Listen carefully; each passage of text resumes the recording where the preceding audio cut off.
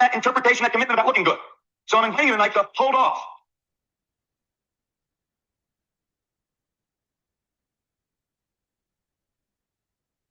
On solving the problem of your own inauthenticity. I'm rather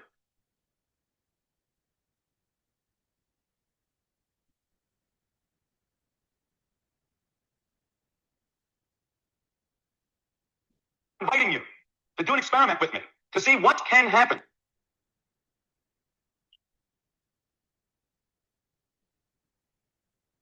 In a practical, hard-headed way, in terms of empowering yourself in your everyday concerns, in your everyday being in the world, by being authentic about your own inauthenticity. Engaging in this question, what kind of a being is a human being?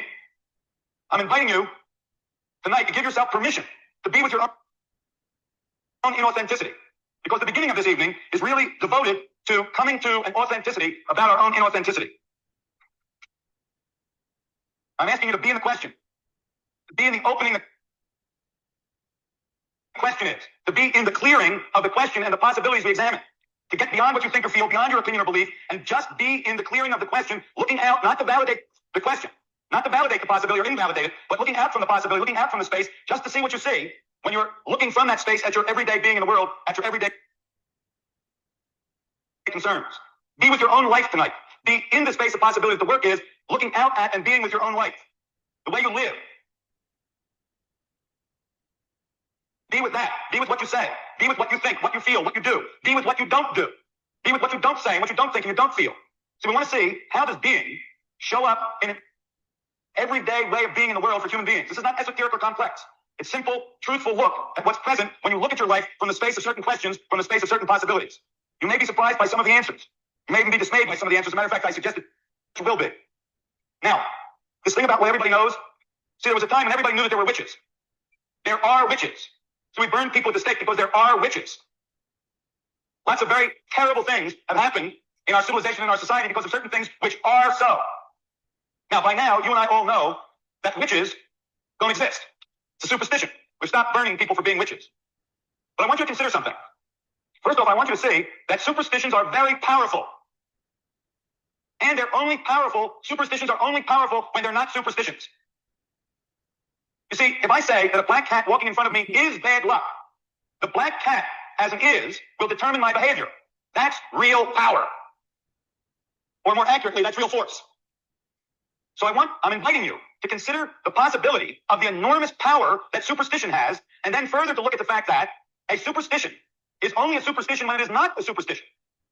A superstition is only a superstition when it's an is. The black cat walking in front of me is bad luck. And all of those things in my life, which are so, determine the conduct of my life. Not only the conduct of my life, but in many ways the quality of my life. But suppose you don't say, more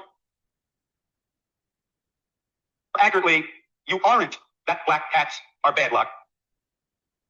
And you aren't even that black cats are thought to be bad luck, but who you are is black cats being bad luck's a superstition. Now, I say that that's a remarkable insight. I say that it is a remarkable insight, and it begins to give you certain insights into your own life when you recognize that superstitions have enormous force in people's lives. They determine the options with which people live, and that a superstition can be disempowered, unforced, by simply recognizing it as a superstition, and that any step in the direction away from is towards superstition gives a person more and more freedom to be, more and more freedom to live, more of a breaking open of possibility, more empowerment.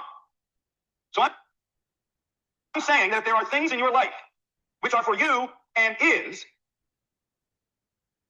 and more likely than not, you are unaware that you are unaware of them, that simply becoming aware of them produces a breaking open in your everyday way of being in the world. I'm going to say something. And what I'm going to say, I'm not saying is true. And I'm going to say, I'm not buying a diner. I say that the you that you are, when you say I am, is a superstition. That's a very strange thing to say, but I'm saying it anyhow, and I mean it. I didn't say it was true. But I'm just inviting you to stick your toe in, and tonight we'll see how far you want to get inside of the I that you're speaking about when you say, I think. You know that I in the phrase I think, the I that points at?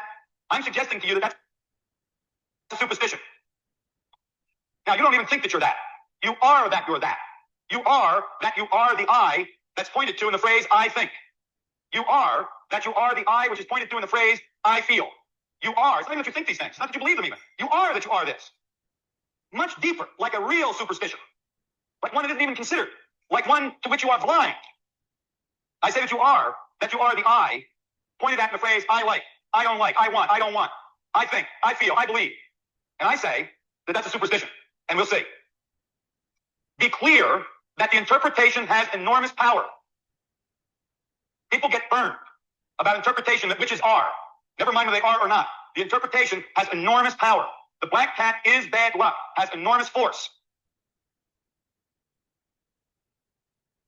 So what is it that drives our life? What is it that drives our identity? That's the question at which we're going to look. What kind of a being is a human being? See, most of us don't give much thought to it because we think it comes with the territory. We think, yeah, I'm a human being and I'm using being to get along in life. I mean, I'm a human being and I use all those faculties that human beings have to accomplish the things I accomplish in life, to conduct my relationships, to do my job, to pursue the concerns I have in life. But there's some bad news about that. You see, human being was here before you ever showed up. Human being was here before you were ever thought of. Maybe, just maybe, human being, because it was already here and already had a direction, already has a trust, already has a scope of possibility, just maybe human being is using you. See, I know that you and I live, that we're using being. But I'm asking you to consider the possibility that you showed up in human being. And it uses you in its direction and its trust. You don't use it. It already was when you showed up, and it already had a trust, a scope, a definition. It already was a certain set of options, and those options are using you. You see, we say in everyday language, I think. I say you don't think. And I want you to consider the possibility that you don't think. I want you to stand in that possibility. You understand what I'm saying? I'm not asking you to agree or disagree. I don't want to know what you think about whether you think or not. I'm inviting you to stand in the possibility that isn't you thinking. Certainly there are thoughts. That's obvious. There are thoughts. Anybody who's alive and is human knows that there is thinking, that there are thoughts. I'm not asking you to consider the possibility that there aren't thoughts. I'm asking you to consider the possibility that it isn't you thinking. I'm asking you to stand in the possibility that it thinks and you have the thoughts. Now, if it's you thinking, if you're really committed to that it's you thinking, then you stop thinking. You notice you can't do that. That's because that isn't you thinking. It thinks. And you have the thoughts it thinks. And you live the superstition that you think. But you don't think, it thinks. And one of the things that it thought up is you.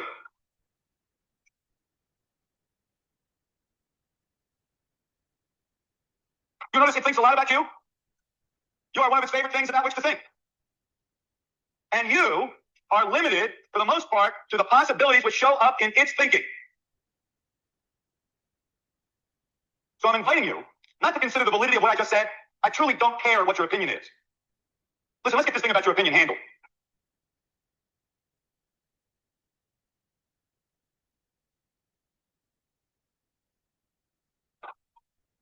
Next time it's clear in Washington, go out on the banks of the Potomac, out where the memorials are maybe, and look up at the stars and tell them your opinion and see what they do about it.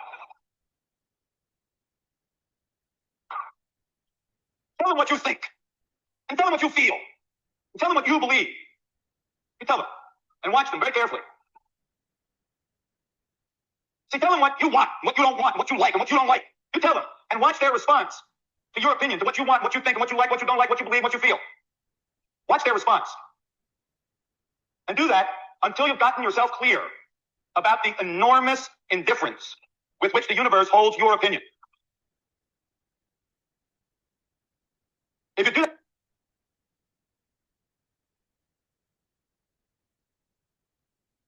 that honestly, and I know it's kind of funny, but if you do that honestly, really honestly, it'll cure you of being a windbag. You'll stop being a guy in a diner. I invite you to contrast the enormous difference between the universe's concern for your opinion and your concern for your opinion. There might be some power to get on the side of the universe in this matter of your opinion. Really. Not only that, but I promise you that if you do the exercise and do it honestly and authentically, and it will begin to reveal something which you don't know that you don't know. When you begin to find out that the universe is profoundly and enormously indifferent to your opinion, to what you think and what you feel and what you believe and what you like and what you don't like and what you want and what you don't want, it begins to open up the question, well, what is it that the stars will move for? For what that I got would the stars move? I say that that's missing. Like, we don't know that we don't know about that issue. Not only that, it isn't you thinking anyhow, it's it thinking. And it thinks these thoughts, which you have. And you identify yourself as it. See, human beings are strange kind of beings. He's a dog, really wonderful dog, very big dog. It's easy to study. And I've studied him at some length. And I see that he's very much like a human being in some ways. That is to say, he's got concerns. Like human beings have concerns, he's got concerns. He's concerned with food, he's concerned with getting scratched behind the ear. He's got various concerns like human beings. But there's one concern which the dog doesn't have, which is the all-consuming concern for the kind of beings a human being is. So whatever kind of a being the dog is different than the kind of being that a human being is. And I know they're biologically different. I know they're theologically different. I know they're psychologically different, but I'm concerned with the difference in being. So the dog is a being who has no concern, not no concerns, because he's damn concerned about food and getting scratched behind here, like many of us. What's different is that he has no concern for his own identity. And you are only concerned for your own identity. That is the second. And you never have a concern like a concern. It's always tied up with your own identity. You aren't even ever just hungry. It always tells you something about yourself. We'll continue. Peace, love, being the best day ever.